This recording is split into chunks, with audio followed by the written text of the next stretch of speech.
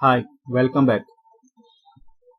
आज का topic start करने से पहले मैं कुछ बताना चाहता हूँ कि लर्निंग हमें कभी नहीं छोड़नी चाहिए। रोज कुछ न कुछ नया सीखने की कोशिश करनी चाहिए। ऐसा करने से हम लोगों की नॉलेज बढ़ती है। किसी ग्रुप में हम लोग अगर बैठे हों तो वहाँ हमें चुप रहने की जरूरत नहीं पड़ेगी। सीखने से कुछ नुकसान नहीं होता है, हमेशा हमारा फायदा ही होता है। और आजकल तो इंटरनेट इतना फ्री है कि हम जो चाहें वो सीख सकते हैं, तो हम उसका फायदा लर्निंग के लिए क्यों ना उठाएं।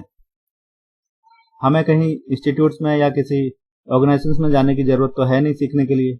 अपना मोबाइल ऑन करिए एंड स्टार्ट लर्न। सो आज का टॉपिक हम स्टार्ट करते हैं। लास्ट वीडियो में हमने पढ़ा था कि कंप्यूटर कितने टाइप का होता है, सुपर कंप्यूटर और मिनी कंप्यूटर, पर्सनल कंप्यूटर, ये सब में क्या डिफरेंस होता है। अब आज हम ऑपरेटिंग सिस्टम्स के बारे में पढ़ेंगे कि ऑपरेटिंग सिस्टम किसे कहते हैं, उसके फंक्शंस क्या होते हैं, कैसे काम करता है। An operating system is a system software that runs on a computer and manages hardware, software resources, memory allocation. It acts like as a intermediator between programs and hardware. Without an operating system, computer is useless. We cannot use computer without it. तो ये जो सामने diagram है, इसमें आपको clearly visible हो रहा होगा कि मेमोरी, सीपीयू, आईओ डिवाइस को कौन ऑपरेट कर रहा है, कौन मैनेज कर रहा है, ऑपरेटिंग सिस्टम। उसके ऊपर एप्लीकेशन सॉफ्टवेयर और यूजर्स जो है वो दोनों से इंटरेक्ट कर रहा है, एप्लीकेशन सॉफ्टवेयर और ऑपरेटिंग सिस्टम से। तो जो यूजर्स है, सपोज आप यूजर्स हैं, आपने अपना लैपटॉप ऑन किया, आप विंडोज में माई कंप्यूटर वगैरह ये सब खोल रहे हैं, तो वो क्या है, ऑपरेटिंग सिस्टम आप यूज कर रहे हैं। लेकिन आपने कोई वीडियो चलाने के लिए वीएलसी प्लेयर चलाया, या फिर ऑनलाइन मीटिंग करने के लिए जूम ऐप स्टार्ट किया, या कुछ भी गूगल मीट किया, कुछ भी कोई भी वेब ब्राउजर खोल लिया, थर्ड पार्टी कोई भी सॉफ्टवेयर आप ओपन कर लिया, तो वो एप्लीकेशन सॉफ्टवेयर को आप यूज कर रहे हो। फिर एप्लीकेशन सॉफ्टवेयर से ऑपरेटिंग सिस्टम कमांड लेता है एंड ऑपरेटिंग सिस्टम से आगे कमांड जाती है जिस रिसोर्सेज को हमने यूज करना है। तो सिंपली ये है कि ऑपरेटिंग सिस्टम एक मीडिएटर की तरह काम करता है। एक सिस्टम सॉफ्टवेयर का टाइप है ऑपरेटिंग सिस्टम, एंड वो एक मीडिएटर की तरह काम करता है। हार्डवेयर को मैनेज करता है, सॉफ्टवेयर को मैनेज करता है, एंड मेमोरी एलोकेशन का काम करता है। कौन सा प्रोसेस कितनी देर में खत्म होना चाहिए, कौन से प्रोसेस के लिए कितना टाइम एलोकेट करना है, ये सब काम हमारा ऑपरेटिंग सिस्टम करता है। तो without an operating system computer is useless. अगर ऑपरेटिंग सिस्टम नहीं होगा तो हार्डवेयर हम यूज कर ही नहीं पाएंगे। बहुत ही एक्सपर्ट आदमी उसको यूज कर पाएगा बाय द कमांड्स, लेकिन बिना ऑपरेटिंग सिस्टम के हम लोग उसको यूज कर ही नहीं पाएंगे। एक यूजर जो होता है, वो नॉर्मल यूजर, वो उसको यूज नहीं कर पाएगा। तो ऑपरेटिंग सिस्टम इसलिए बहुत ही ज्यादा जरूरी है। ऑपरेटिंग सिस्टम के कुछ एग्जांपल्स हैं, जैसे Microsoft Windows, Linux, Unix, Mac OS, Symbian etcetera. World में सबसे ज्यादा माइक्रोसॉफ्ट विंडो यूज होता है, फिर मैक एंड फिर लिनक्स। अब हम ऑपरेटिंग सिस्टम के फंक्शंस के बारे में पढ़ेंगे कि वो क्या क्या काम करता है। ऑपरेटिंग सिस्टम रिसोर्स मैनेजमेंट करता है, प्रोसेस मैनेजमेंट करता है, मेमोरी मैनेजमेंट करता है, जो हमने पढ़ा था मेन मेमोरी, सेकेंडरी मेमोरी, उसको मैनेज करता है। IO device management, IO device आप जानते होंगे, इनपुट आउटपुट डिवाइस, प्रिंटर्स हो गया अपना, speakers, input device, keyboard, mouse, ये सब आपने पढ़ा था पिछली बार।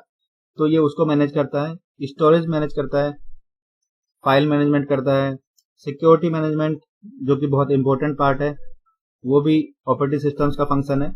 उसके बाद नेटवर्किंग, नेटवर्किंग में हम ब्राउजिंग करते हैं, हम इंटरनेट से कनेक्ट करते हैं, हम किसी और कंप्यूटर से कनेक्ट करते हैं, किसी और डिवाइस से कम्युनिकेट करते हैं प्रोटोकॉल के थ्रू, तो उसको नेटवर्किंग बोलते हैं। तो ये काम भी ओएस का फंक्शन है। अब हम इसको एक एक करके थोड़ा थोड़ा पढ़ेंगे, क्योंकि इन सब प्रोसेस का एक एक अलग अलग चैप्टर है। तो एक एक अलग अलग वीडियो में मैं ये सारे टॉपिक्स क्लियर करूंगा। इस वीडियो में हम ये टॉपिक्स थोड़ा थोड़ा पढ़ेंगे, बेसिक चीज। तो रिसोर्स प्रोसेस मैनेजमेंट हम पढ़ते हैं पहले। ये क्या होता है? OS allows the computer to perform many different processes at the same time. The OS tells the CPU to give each process a time slot. This happens very fast, making it seems like the processes are occurring at the same time.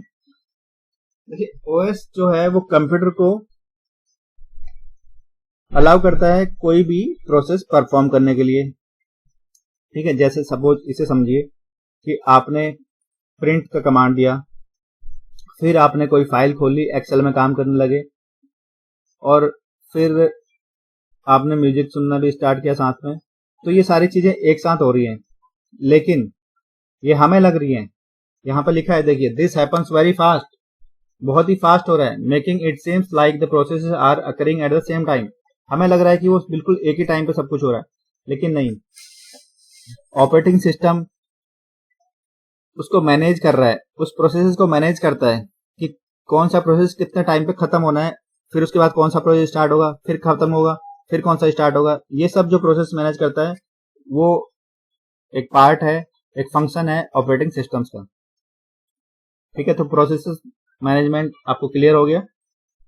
उसके बाद next topic, memory management. A computer has different memory types like memory registers, cache, RAM and disk storage. पिछले video में मैंने आपको बताया था कि memory कितने टाइप्स की होती है। मैंने आपको रैम, हार्ड डिस्क, रैम के बारे में बताया था, random access memory, main memory, secondary memory, ये सब आपको बताया था। अगर आपको याद नहीं है तो आप वो वाली वीडियो जाके फिर दोबारा से देख लीजिए। कंसेप्ट क्लियर होना बहुत जरूरी है, क्योंकि जब तक आपकी बेसिक कंसेप्ट क्लियर नहीं होंगे, नेक्स्ट लेवल समझ में नहीं आएगा।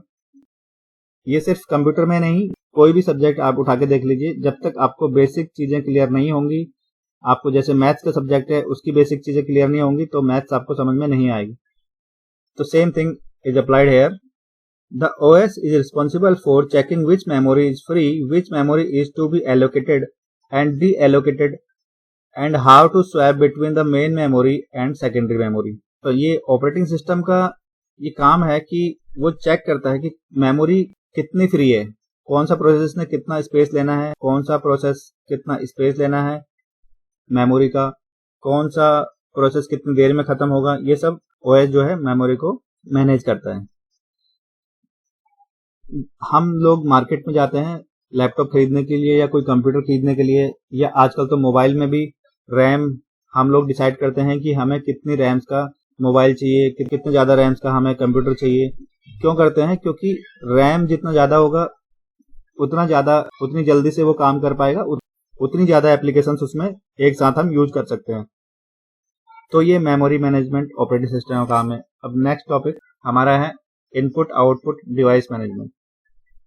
An operating system or the OS manages communication with the devices through their respective drivers, keep track of all devices and the program which is responsible to perform, monitoring the status of each device, enforcing preset policies, and taking a decision which process gets the device when and for how long, allocates and deallocates the device in an efficient way.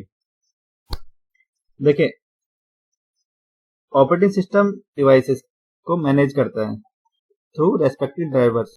तो operating system कैसे काम करता है, कैसे manage करता है IO devices को मैं बताता हूँ। एग्जांपल देखिए, आपने प्रिंट कमांड दिया, फिर किसी और यूजर ने भी प्रिंट कमांड दिया, तो कंप्यूटर ने क्या किया, कंप्यूटर ने जो पहले प्रिंट कमांड है उसको वहां पर सेंड। जब वो प्रोसेस खत्म होगा, प्रिंट निकल जाएगा, कंप्यूटर को पता चल जाएगा, यानी कंप्यूटर के पास इंफॉर्मेशन आ जाएगी कि पहला प्रिंट खत्म हो चुका है, तो जो वेटिंग में, जो क्यू में जो सेकंड प्रिंट था वो वाला प्रिंट आएगा। तो यहाँ पर IO device, input output device का मैनेजमेंट भी ऑपरेटिंग सिस्टम करता है। ठीक है, तो ऑपरेटिंग सिस्टम्स का भी ये काम है कि इनपुट आउटपुट डिवाइसेस को जो कमांड जा रही है उसको कैसे मैनेज करना है।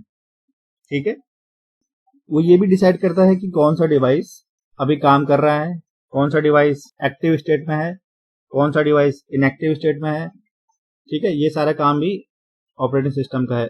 आपने देखा होगा कभी जब हम प्रिंट कमांड देते हैं तो प्रिंटर अगर अटैच ना हो तो वहां पर लिखा आ जाता है, वहां पर हमें शो हो जाता है कि प्रिंटर इज नॉट अटैच और printer not found, just like that. तो इसका मतलब क्या हुआ ऑपरेटिंग सिस्टम ने जब उसके साथ कम्युनिकेट किया तभी तो उसको पता चला ना कि प्रिंटर कनेक्ट नहीं है या पावर्ड ऑन नहीं है, ठीक है। तो IO device management is the part of operating system. उसके बाद स्टोरेज एंड फाइल मैनेजमेंट। अब आपने देखा होगा हम लोग फाइल्स बनाते हैं कंप्यूटर्स में, डी ड्राइव में या फिर सी ड्राइव में या फिर ई ड्राइव में या डेस्कटॉप पे हम कहीं भी अपनी फाइल सेव करते हैं, उसका मैनेजमेंट भी ऑपरेटिंग सिस्टम ही करता है। Operating system have different file systems, उसके पास बहुत सारे फाइल सिस्टम्स होते हैं। आपने फैट और एनटीएफएस का नाम सुना होगा।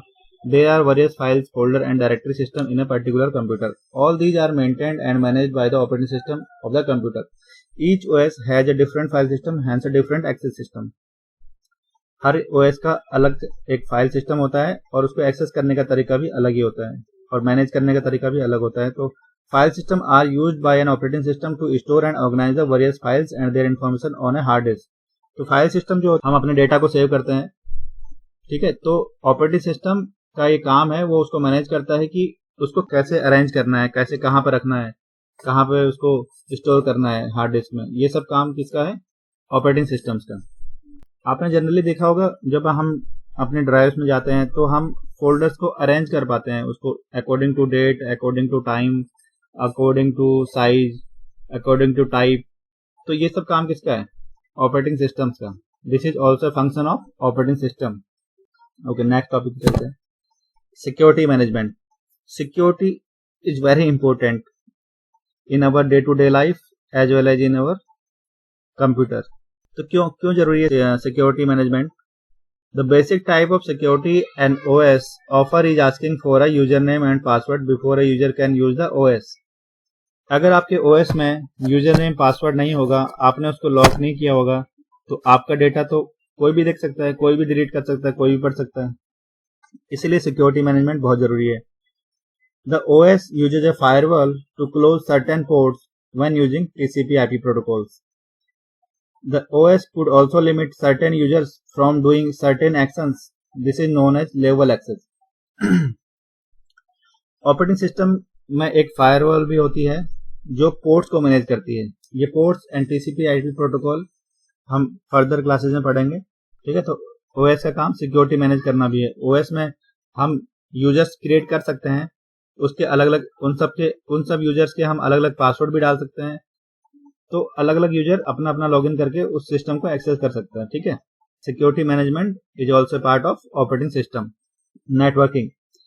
Most of the OS today are capable of using the universal TCP/IP protocol. This allows computers to communicate with each other and be able to share resources such as files, hardware devices over the network, intranet and internet.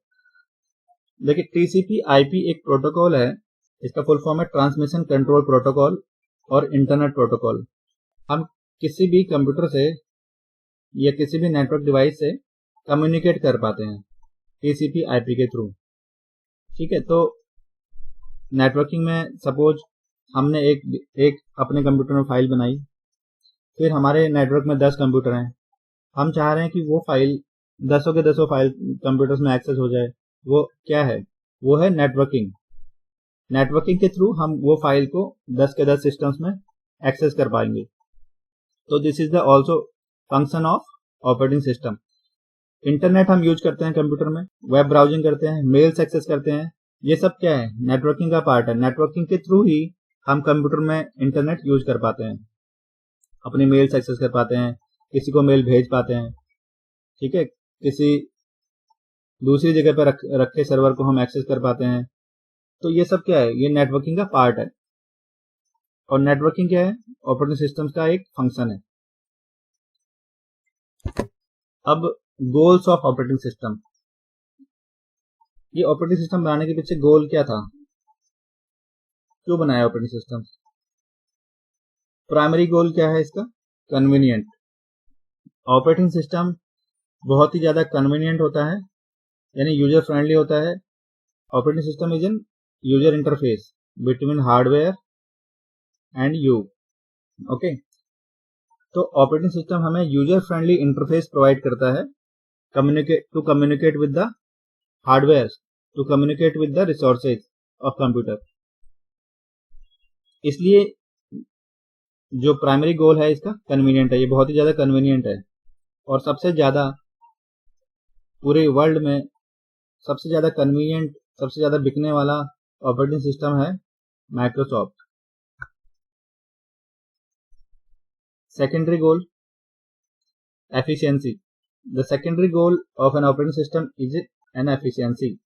The operating system should perform all the management of resources in such a way that resources are fully utilized and no resources should be held idle if some request to that resource is there at the instant of time.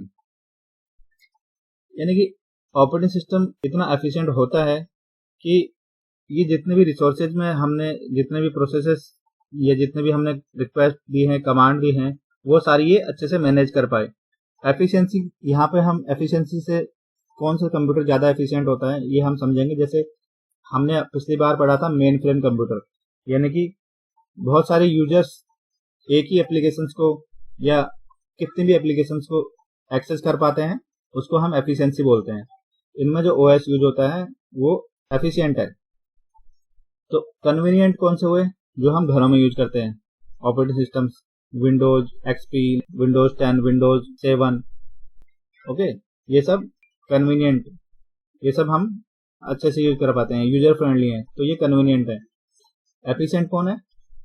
जो main frame servers पे या फिर super computers पे या फिर servers पे use होता है, वो ऑपरेटिंग सिस्टम एफिशिएंट है। तो ये इसका कन्वीनियंट एंड एफिशिएंसी दो गोल्स हैं।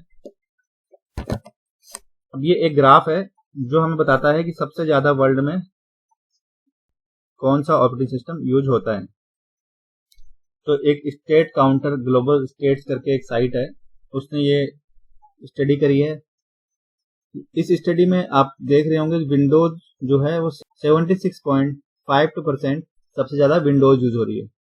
उसके बाद OS X, ये एप्पल का ऑपरेटिंग सिस्टम है, 18.99%, ये पूरे वर्ल्ड का है। ठीक है, अननोन 1.75%, लिनक्स 1.61%। अब लिनक्स इतना कम यूज क्यों हो रही है? देखिए लिनक्स जो है वो एफिशिएंट है, लिनक्स जो ऑपरेटिंग सिस्टम है वो दैट इज वेरी एफिशिएंट।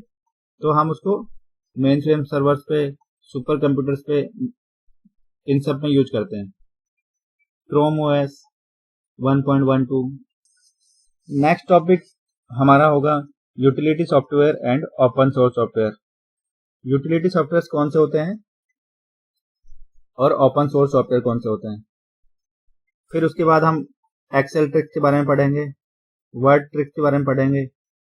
अगर वीडियो पसंद आई हो तो प्लीज इसको सब्सक्राइब करें, बेल आइकन को दबाएं, तो नेक्स्ट टाइम से जो वीडियो आएगी वो आपको ऑटोमेटिकली शो हो जाएगी। Thank you so much.